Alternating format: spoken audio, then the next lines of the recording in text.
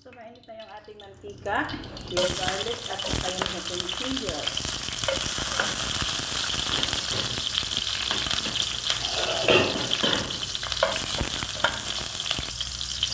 Sunod natin yung ating onion.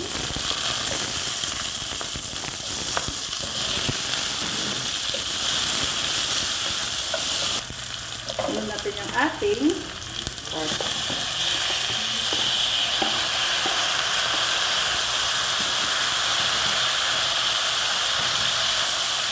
Maglagay ako ng patis.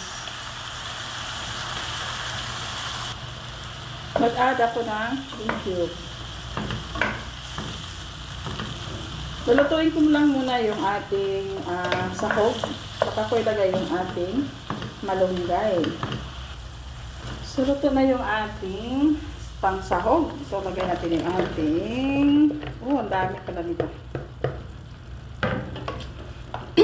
So, ayan na guys, tinanggalan ko lang siya ng konti dito, yung yung green color.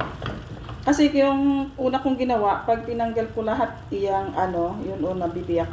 So, mas masarap kasi pag hindi siya mabibiyak. Kaya imikos-mikos natin.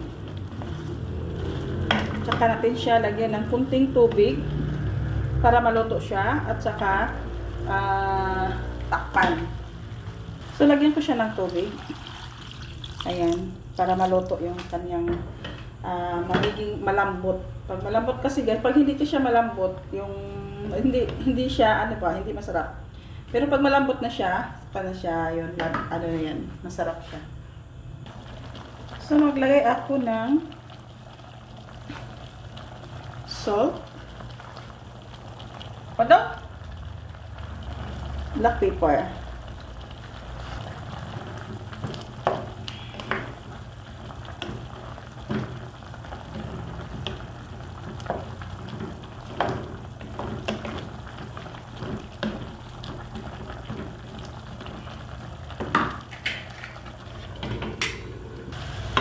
So, ayan na guys, luto na siya. Ayun, wala na yung tubig.